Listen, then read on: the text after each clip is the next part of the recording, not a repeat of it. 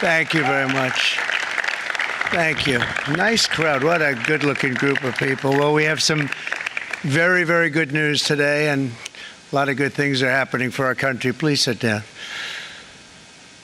My fellow Americans, this is Liberation Day, waiting for a long time. April 2nd, 2025 will forever be remembered as the day American industry was reborn, the day America's destiny was reclaimed, and the day that we began to make America wealthy again. We're going to make it wealthy, good and wealthy. For decades, our country has been looted, pillaged, raped, and plundered by nations near and far, both friend and foe alike. American steel workers, auto workers, farmers, and skilled craftsmen, we have a lot of them here with us today. They really suffered gravely. They watched in anguish as foreign leaders have stolen our jobs, foreign cheaters have ransacked our factories, and foreign scavengers have torn apart our once beautiful American dream. We had an American dream that you don't hear so much about. You did 4 years ago, and you are now, but you don't too often, and for many years and decades even, you didn't hear too much about. Our country and its taxpayers have been ripped off for more than 50 years, but it is not going to happen anymore. It's not going to happen. In a few moments, I will sign a historic executive order instituting reciprocal tariffs on countries throughout the world. Reciprocal, that means they do it to us and we do it to them.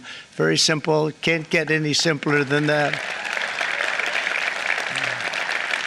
This is one of the most important days, in my opinion, in American history.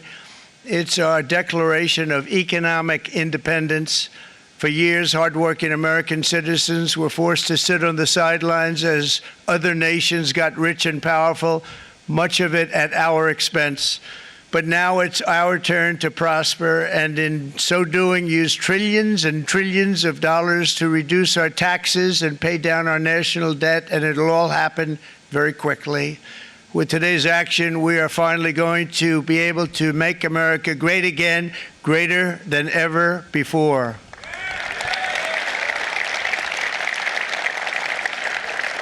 Jobs and factories will come roaring back into our country, and you see it happening already. We will supercharge our domestic industrial base. We will pry open foreign markets and break down foreign trade barriers. And ultimately, more production at home will mean stronger competition and lower prices for consumers. This will be indeed the golden age of America. It's coming back, and we're going to come back very strongly. We're pleased to be joined on this momentous occasion by Vice President J.D. Vance. J.D., thank you. Thank you. Thank you very much. Where are you, J.D.? No, that wasn't too hard to find. I was looking, you know, he likes to take a low-key attitude, so usually we sit right in front. He's gaining a lot of confidence, Mike, isn't he? And nearly my entire cabinet is here, as well as Speaker Mike Johnson, who's done an amazing job. And with the great success we had last night in Florida, we have a majority of 7. And 7's like a lot when we had it at 1, right? You've done a fantastic job. And many of the members of the House and Senate are with us. Senators, Congressmen, thank you all for being with us. We appreciate it. For decades, the United States slashed our trade barriers on other countries, while those nations placed massive tariffs on our products and created outrageous non-monetary barriers to decimate our industries. And in many cases, the non-monetary barriers were worse than the monetary ones.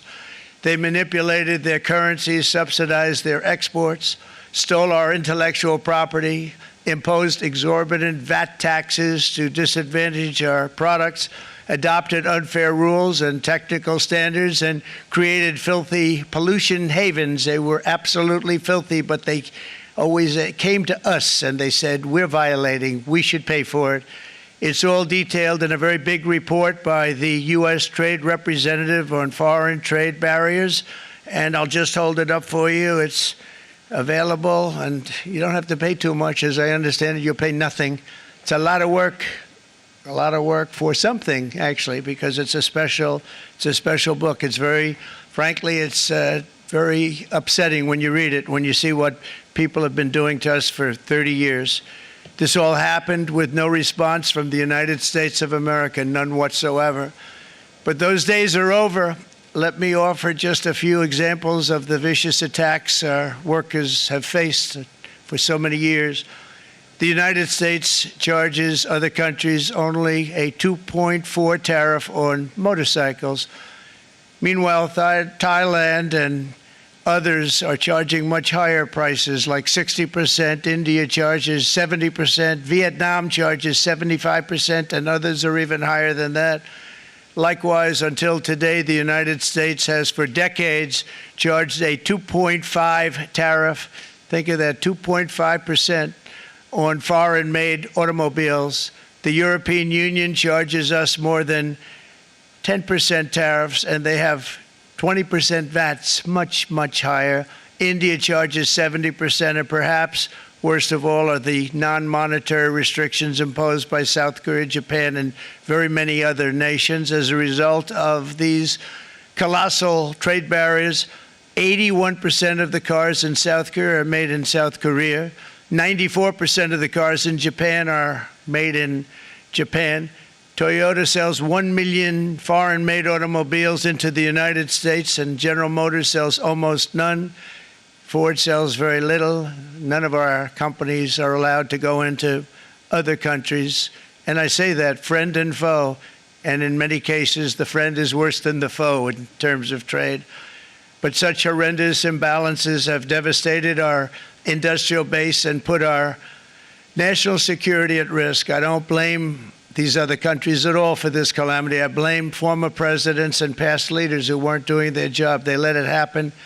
And they let it happen to an extent that nobody can even believe. That's why, effective at midnight, we will impose a 25% tariff on all foreign-made automobiles.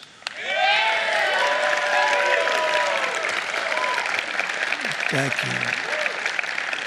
Brian, I'd like to have you come up here for a second, okay? I just see him sitting. He's been a fan of ours. And he understands this business a lot better than the economists, a lot better than anybody. Brian, say a few words, please, would you? Thank you, Mr. Thank you. President. It's a great honor to have you. Thanks. Thank you, Mr. President. I grew up just north of Detroit, Michigan, in Macomb County, known as the home of the Reagan Democrats. My first vote for president was for Ronald Reagan. I thought that was going to be the best president I ever saw in my lifetime until Donald J. Trump came along. I have watched my entire life, I have watched plant after plant after plant in Detroit and in the metro Detroit area close. There are now plants sitting idle. There are now plants that are underutilized. And Donald Trump's policies are going to bring product back into those underutilized plants. There's going to be new investment. There's going to be new plants built. And the UAW members, and I brought 20 of them with me, they're sitting right over here. We support Donald Trump's policies on tariffs 100%. So, Mr. President, we can't thank you enough. And in 6 months or a year, we're going to begin to see the benefits. I can't wait to see what's happening 3 or 4 years down the road. Thank you, Mr. President. Thank you so much. Thank you. What a great guy. He got it right from the beginning. He got it before almost anybody else. This group over there, they got it too.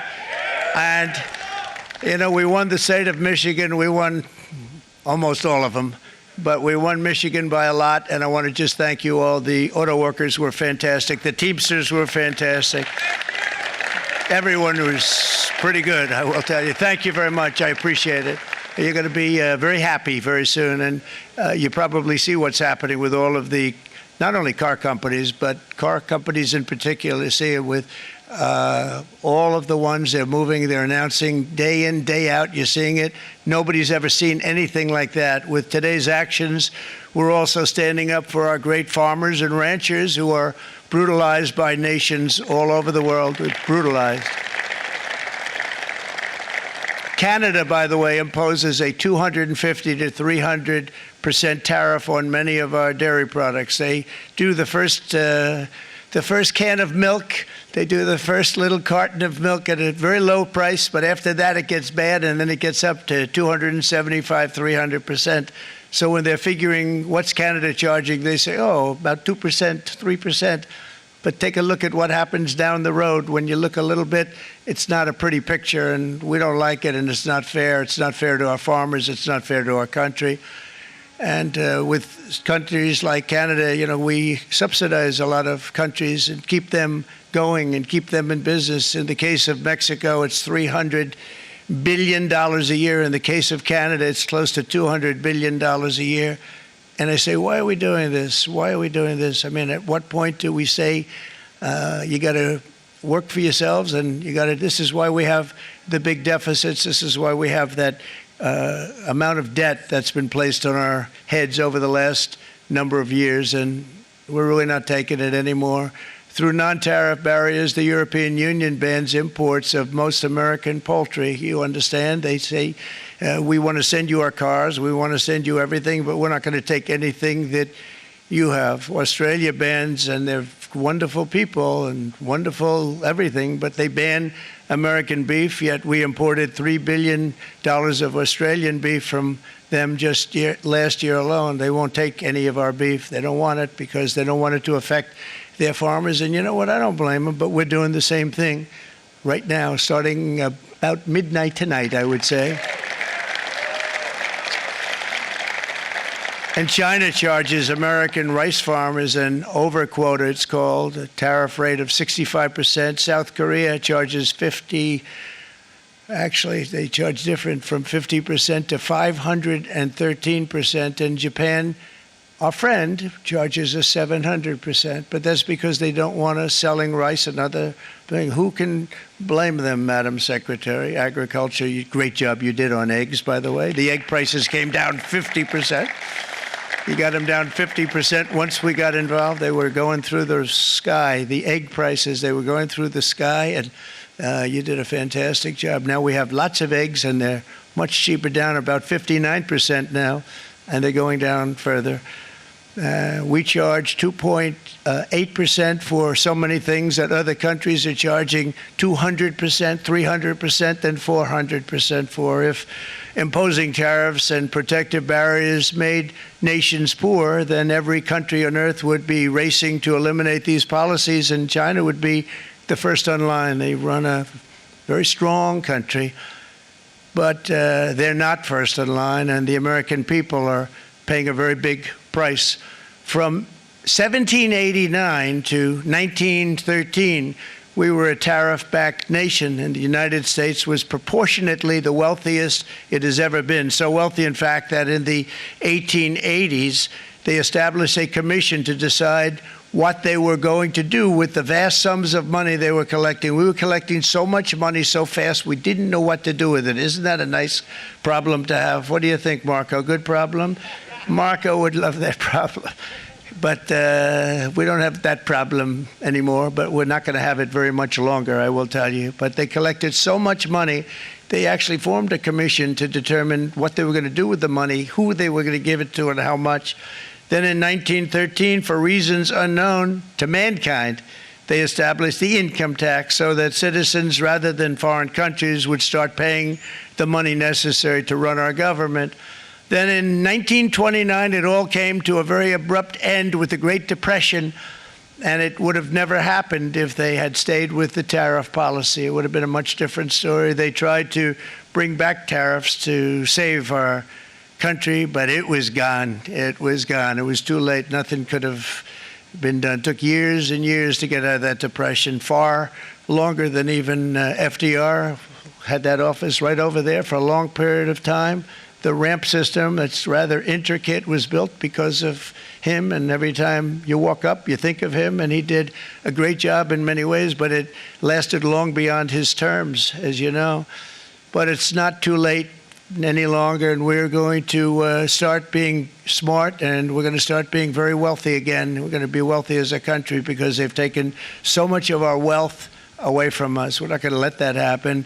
We truly can be very wealthy. We can be so much wealthier than any country. It's not even believable, but we're getting smart. Nearly a century later, in the face of unrelenting economic warfare, the United States can no longer continue with a policy of unilateral economic surrender. We cannot pay the deficits of Canada, Mexico, and so many other countries. We used to do it. We can't do it anymore. We take care of countries all over the world. We pay for their military.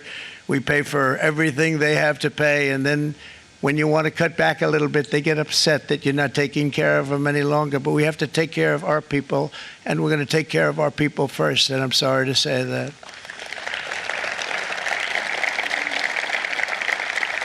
And today we're standing up for the American worker, and we are finally putting America first.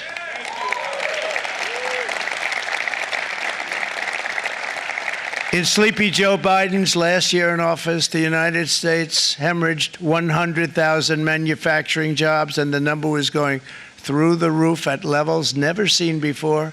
And our trade deficit reached a record $1.2 trillion, which is unheard of. Since the beginning of NAFTA, the worst trade deal ever made. It was a horror show. I was able to terminate it. They all said you'd never be able to get it out. We had to get approval from Congress to get it terminated. We had to live with that deal. It was the worst trade deal ever made by far. But since the very beginning of NAFTA, our country lost 90,000 factories. Think of what that is, 90,000. Think about putting a map up and putting tax on it. You wouldn't have enough room.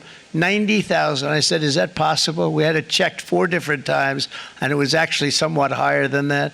And 5 million manufacturing jobs were lost while racking up trade deficits of $19 trillion. That was the worst trade deal ever made. As a result of these gigantic losses, foreign nations now own $26 trillion more of American assets than think of this, than the Americans own of their own foreign assets or other foreign assets. The United States can no longer produce enough antibiotics to treat our sick. We have a tremendous problem. We have to go to foreign countries to treat our sick. If anything ever happened from a war standpoint, we wouldn't be able to do it. We import virtually all of our computers, phones, televisions, and electronics. We used to dominate the field, and now we import it all from different countries. A single shipyard in China now produces more ships every year than all of the American shipyards combined. Think of that. And it was a business that we used to dominate. We used to dominate it totally.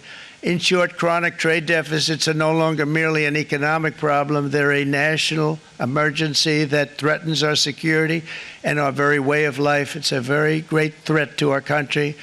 And for these reasons, starting tomorrow, the United States will implement reciprocal tariffs on other nations. It's been a long time since we even thought of that. We used to think about it a lot. We didn't think about it for many decades, and you see what's happened. For nations that treat us badly, we will calculate the combined rate of all their tariffs, non-monetary barriers, and other forms of cheating. And because we are being very kind, we're kind people, very kind.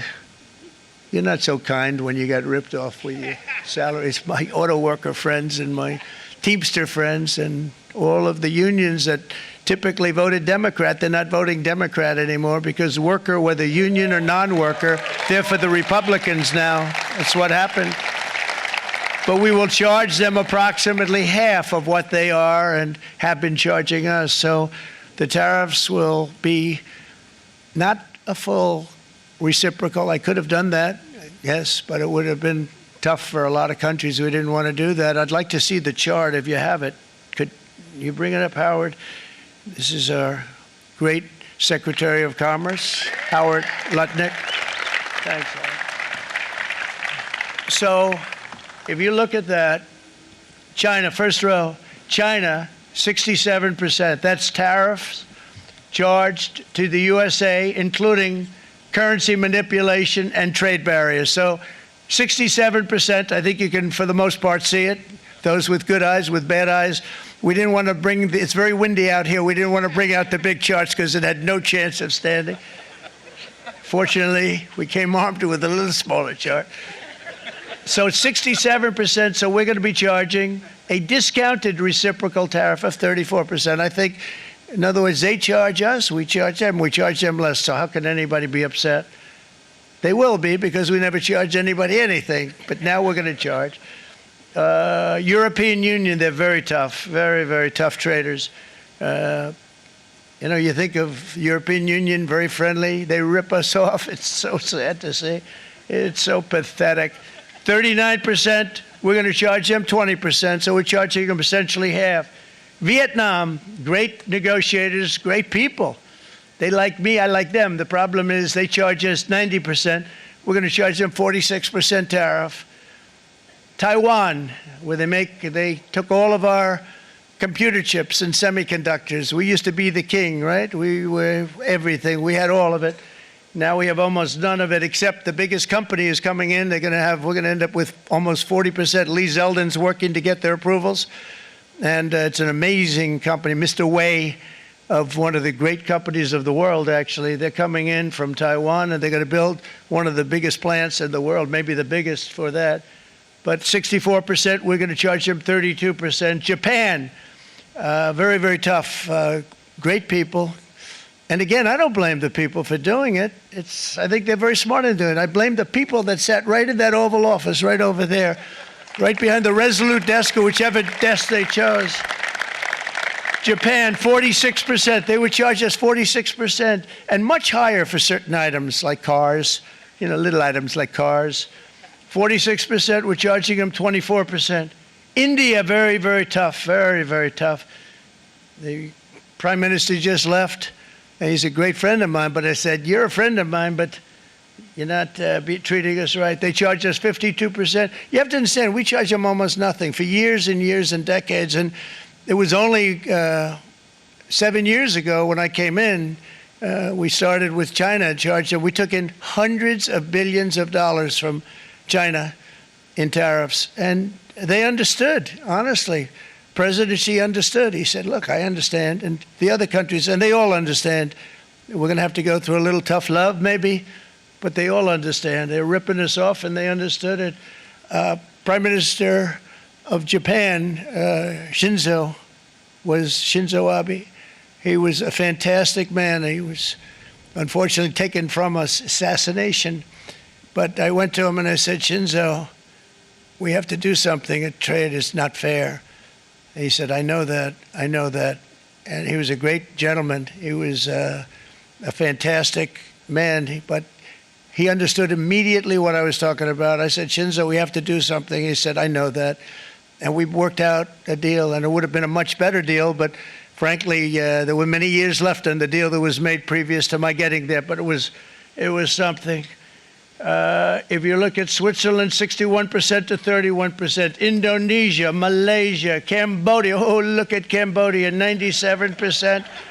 We're going to bring it down to 49. They made a fortune with the United States of America. United Kingdom, 10%, and we'll go 10%. So we'll do the same thing.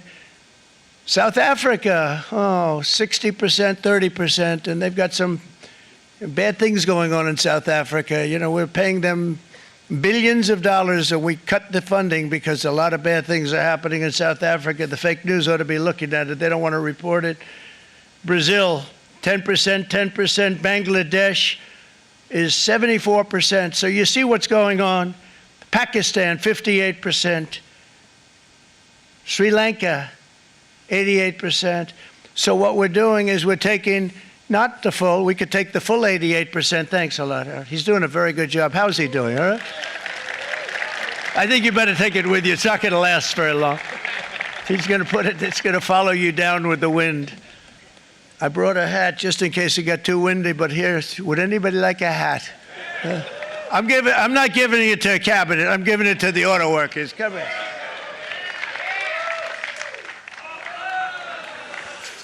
Thank you, fellas. Get it. That's it. That's it. They deserve it more than our cabinet. Our cabinet has plenty of hats. But you see the numbers. The numbers are so disproportionate. They're so unfair. At the same time, we will establish a minimum baseline tariff of 10%. You notice that on the chart. And that'll be on other countries to help rebuild our economy and to prevent cheating. So we're going to have a minimum of cheating, and we're going to be very severe on the people that at the gate that watch the tariffs and watch the product coming in, because there's been a lot of bad things happening at the gate because the money is so enormous that you're talking about. There's never been probably anything like it in terms of the enormity. And there are a lot of bad things happen at the people that do the check-in, and they're looking at 10-year jail sentences if they do play. We're going to treat them so good, but if they cheat, the repercussions are going to be extremely strong. Foreign nations will finally be asked to pay for the privilege of access to our market, the biggest market in the world. We're right now the biggest market in the world. We had a great country 4 years ago in terms of the economics. We were doubling up on China. We were doing so well. Nobody was going to catch us, but so much of it slipped away over the last 4 years under Biden. I campaigned on this policy throughout last year, and today that promise was made, and it was also a promise, as you know, that was kept. Promises made, promises kept. To any company that objects to our common sense reciprocal tariffs, again, reciprocal, back and forth, back and forth. And I call this kind reciprocal. This is not full reciprocal. This is kind reciprocal. But what we do is we cut it in half. We charge them. My answer is very simple. If they complain, if you want your tariff rate to be zero, then you build your product right here in America, because there is no tariff if you build your plant, your product in America. And we've seen companies coming in like we've never seen before. Likewise to all of the foreign presidents, prime ministers, kings, queens, ambassadors, and everyone else who will soon be calling to ask for exemptions from these tariffs, I say, terminate your own tariffs, drop your barriers, don't manipulate your currencies. They manipulate their currencies like nobody can even believe, which is a bad, bad thing and very devastating to us. And start buying tens of billions of dollars of American goods. Tariffs give our country protection against those that would do us economic harm. And many people were looking to do us economic harm. Maybe not so obviously, but they were doing tremendous economic harm. But even more importantly, they will give us growth. These tariffs are going to give us growth like you haven't seen before, and it'll be something very special to watch. I am so looking forward, and Brian, it's going to happen even faster than you said. You know, you might say, but it's already started. It's already started. Work's already begun on plants all around the country, and you see that as before. These are big, rich companies. We have $61 billion started on a big plant going up. It's going to be announced over the next 2 days, and they already started work. Many of these the biggest companies in the world, they've committed to build, build, build. We're going to build, build, build, sir. And they came here to see me, and wanted to know if they could have a press conference. I do as many as I can. I'm pretty busy trying to stop Russia and Ukraine and the Middle East. We got to stop that. We got to stop the Houthis, which we're making tremendous. They like shooting ships down and out of the water, sinking ships. They get a kick out of it, but they're not getting such a kick out of it now, are they, Mr. Secretary? They're not getting such a kick out of that now. But here are just a short list of some of the companies that have already announced and committed to investment. And this is a company that built its factories and its plants in China. Apple is going to spend $500 billion. They never spent money like that here. They're going to build their plants here. SoftBank, OpenAI, and Oracle, great companies, are investing $500 billion almost immediately.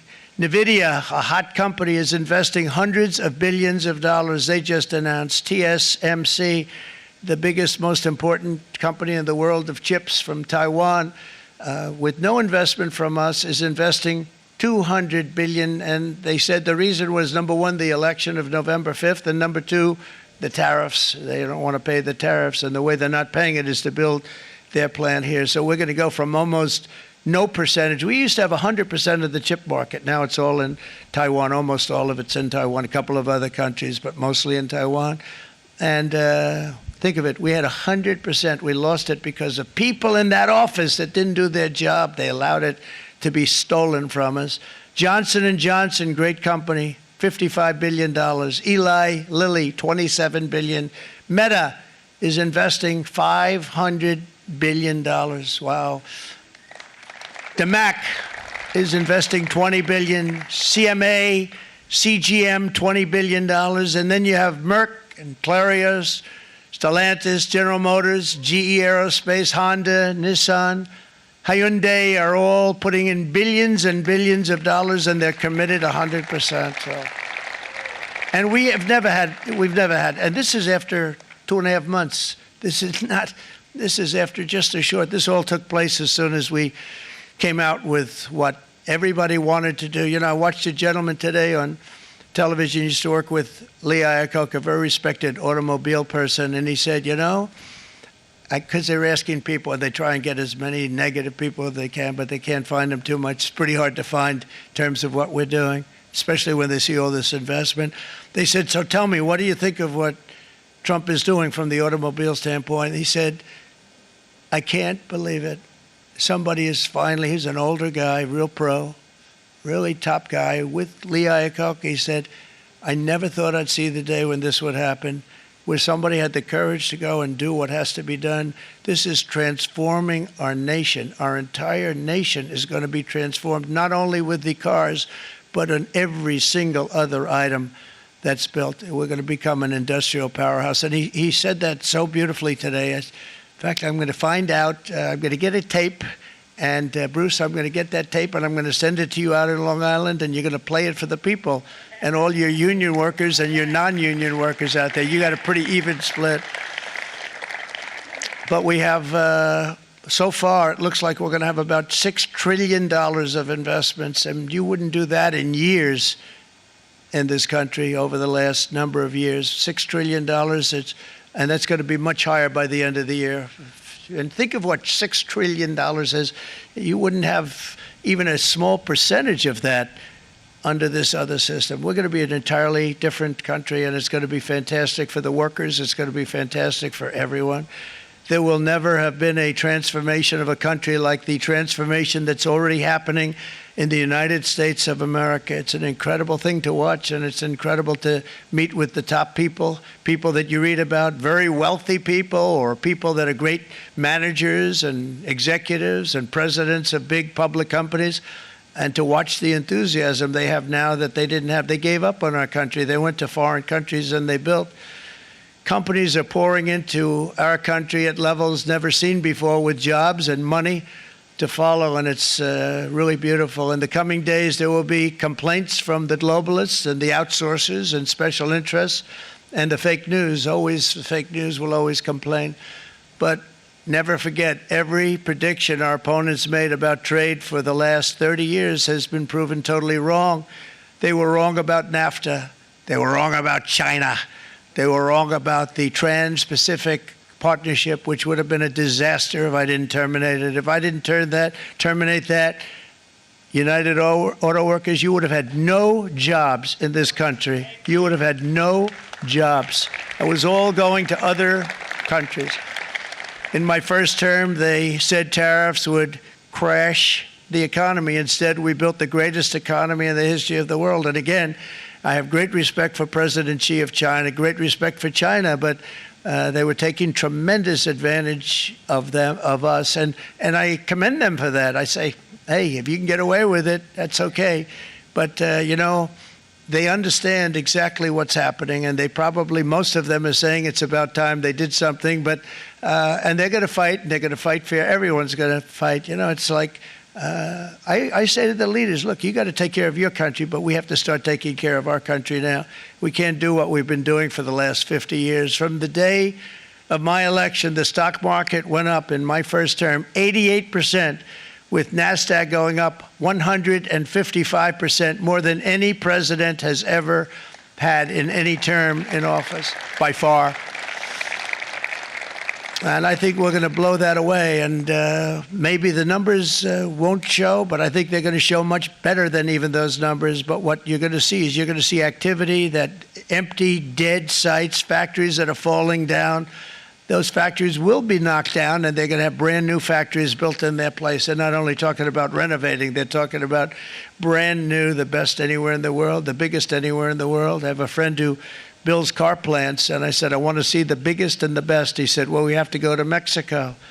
I said, no, I want to see it in the United States. He said, we're not building them in there. This is a year and a half ago during the campaign. He said, we're not building it. You'd have to go to Mexico. When I was starting to decide to run, and I went to number one in the polls very rapidly, I want to say, like let's say in the first hour, and then shortly thereafter, it looked like I was going to win, and the fake news was saying, "Oh no, don't do this." What they don't know is if I didn't win, they would have really been in trouble, because nobody wants to read them anyway. But I tell you what, when it looked like I was going to win, I announced that I was going to be doing exactly what we're talking about today. Great consistency, actually, because I've been talking about it for 40 years, but because I saw what was happening 40 years ago. If you look at my old speeches when I was young, very handsome, my old speeches, and that people would say, I'd be on a television show, I'd be talking about how we were being ripped off by these countries. I mean, nothing changes very much. The only thing that changed were the countries, but nothing really changes. But it's why it's such an honor. It's such an honor to be finally able to do this. If you look at China, I took in hundreds of billions of dollars in my term, hundreds of billions. They never paid 10 cents to any other president, and yet they paid hundreds of billions, so much so that Biden couldn't do anything. They wanted to try and terminate it because he had a very special relationship with China. You know what the relationship was? He had a special relationship. But the numbers were so big, that they couldn't do it. So they did ease it up. They did things that they shouldn't have done. They made it a lot more comfortable for them, but they couldn't do it because the numbers were hundreds of billions of dollars, and I did that. And we were on our way to doing something like incredible. And then we had a very bad election happen, a lot of bad things happened. So when I said we got to do it again, I said we have to make it too big to rig, and we made it too big to rig, and we won in records, and it was a monumental win. And it was such an honor to see so many of you, like Brian and your friends, here with us to celebrate, and to more importantly celebrate what we're doing, because that wouldn't be a full celebration if we didn't do this, because this will be an entirely different country in a short period of time. It'll be something the whole world will be talking about it. The critics made the very tired predictions earlier this year, but in February, core inflation dropped to the lowest rate in 4 years, and the price of eggs, as you know, just in a month and a half, we were there for 4 weeks, and the first week I got blamed for eggs. I said, I just got here. They said eggs have gone up at like 250% and you can't get eggs, and they were going crazy, and I said, I just got here. And then we got to work on eggs, and we got to work on everything, and our great Secretary of Agriculture, you did a fantastic job, Brooke Rollins, she did a fantastic job. And as I said before, the price of eggs dropped now 59%, and they're going down more, and the availability is fantastic. They were saying that for Easter, please don't use eggs. Could you use plastic eggs? I said, we don't want to do that. We want to, and you really came through. It's an amazing job. Thank you very much, Brooke. You did great. But likewise, an old-fashioned term that we use, groceries. I used it in the campaign. It's such an old-fashioned term, but a beautiful term, groceries. It sort of says a bag with different things in it. Groceries went through the roof, and I campaigned on that. I talked about the word groceries for a lot, and energy costs now are down, groceries are down, gasoline is way under $3, and people are beginning to be able to buy things and live again. We brought prices way down. We created 10,000 already in a few weeks, new manufacturing jobs. And it was that took place in 1 month, numbers that they haven't seen in a long time. We had virtually no inflation under my term. We had virtually no inflation for 4 years, but after transitioning over to Sleepy Joe, it went from almost non-existent to the highest in the history of our country. They had the highest inflation in the history of our country, brought up by energy and bad spending and bad policy, and a lot of bad things happened. How about allowing millions and millions and millions of people to pour into our country with open borders, where it's so sad to see even now. And I see our great secretary you have done. Stand up, please, Christy. Stand up. Christy Noem and Tom Homan. These people are doing a great job, but gotten them out in records. We have problems with judges that don't want them to go out. They want Tren de Aragua, and they want MS-13, the most vicious gangs ever. Nobody's ever seen anything like it. Absolute killer gangs. They kill people. They don't even think about it. And we put them out, and we have judges now, radical left judges that they don't want them to go out. They want them to even be brought back. Let's bring them back. You've done a fantastic job, and please thank everybody. Homeland Security, thank everybody. Appreciate it. And we now have a border that's the best border that we've ever had, even better than it was my first term. My first term we did good, but this one we really specialized in. We've done really well. And we had records then. We had the best, safest border. 4 years ago, we had the best border there ever was. And now we have, you've actually matched it and done even better. And we're going to get it down the right way. And we want people, by the way, to come into our country, but we want to come in through a legal process. We want them to come in legally. We need more people. We need people to run these plants and to help the auto workers and the Teamsters and the non-union people and everybody else. But we need people and the farmers. And we're going to let people come in, but they want to come in. We want them to come in legally. They have to have the capability of loving our country, not people that hate our country. We don't want them in our country. And now we're going to pass the largest tax cuts in American history, and that's where we're relying on Mike and John Thune. And we will not cut Social Security, Medicare, or Medicaid benefits, and the Democrats will, because if they got in, the entire economy would collapse. This country was heading for a collapse under the people that you saw. They were horrible. I think one of the reasons people like the job, I have my highest approval ratings because I think they're comparing me to the worst administration in the history of our country, so I appreciate that at least. But Speaker of the House Mike Johnson and Senate Majority Leader, appreciate it, Mike. John Thune have been fantastic, by the way. But they've been working tirelessly on taking the next step to pass the plan for our one big, beautiful bill. I'd like to name it that if you can. One big, beautiful. I made that statement about 6 months ago, and everybody calls it one big, beautiful bill. And it will be that. It'll have everything, the big tax cuts and every incentive there is. And it'll be fantastic. And by the way, for the cars, we're asking for an interest deduction on a loan. So if you build the car, only in America we do it, Brian. If the car's not built in America, you don't get the interest rate deduction. But if you build the car in America, if you buy a car, if it's built in America, then you get an interest rate deduction, tax deduction, and that's a big thing. That's going to be a big thing. I think that's going to pay for itself very quickly, that deduction. Never happened. We've never had anything like that before. Somebody said, where do you get the idea? Because it's so basic. You would think that would have happened a long time ago. It never did, and I'm very happy it didn't, because now I can say that was my idea.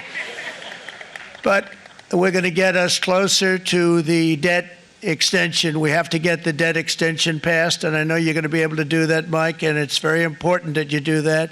And all of the other things that the Senate budget plan gives us, along with working, because I know they're working together, John and Mike, and the two bills are going very well together. We need to get our shared priorities done, including certain permanent tax cuts. We want the tax cuts to be permanent, spending cuts, energy and historic investments in defense, border, and so much more. We're covering everything. These will be phenomenal. There'll be no bill like this going to straighten. One bill is going to straighten out our country for many, many years to come. And we said, let's just do it and let's get it done. And some guys will love it and some guys will like it a little bit less because they're not getting what they were exactly looking for, but they're getting a lot. They'll never, if we get this done, it'll be the most incredible bill ever passed in the history of our Congress and Senate and congressmen, the senators and the congressmen, many of whom are here today, will be very proud of themselves. I really believe that. It's going to set us on a whole new prosperous path. We're going to cut spending and right-size the budget back to where it should be. We're going to do that very strongly. Thank you, Rick. Thank you. John, thank you. Oh, look at all of our senators over there. Oh, boy. That's a nice group of people. But I won't like them so much if they don't get this bill done. That's a great group. And Congressman, thank you very much. I appreciate it. Tremendous people.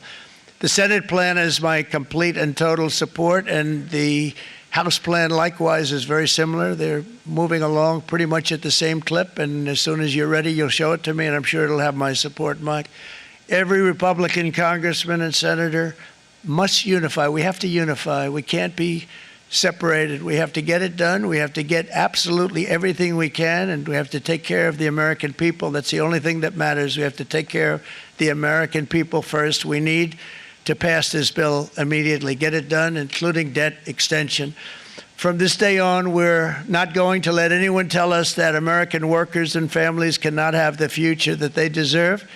We're going to produce the cars and ships, chips, airplanes, minerals, and medicines that we need right here in America. The pharmaceutical companies are going to become roaring back. They're coming roaring back.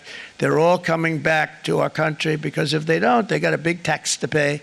And if they do, I'll be very happy, and you're going to be very happy, and you're going to be very safe. We're going to build our future with American hands, with American heart, American steel, and we're going to build it with American pride like we used to. We're approaching our 100th day as president, and have been given credit by a lot of people, actually, even some of the fake news. Can you believe it?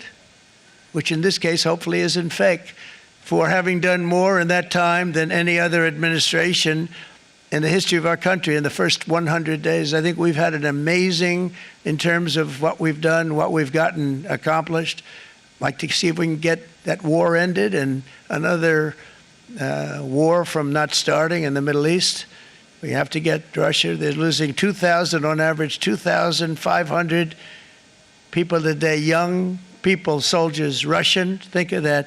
2,500 through some days, but on average, probably over about a 1 week period, it's 2,712, they say.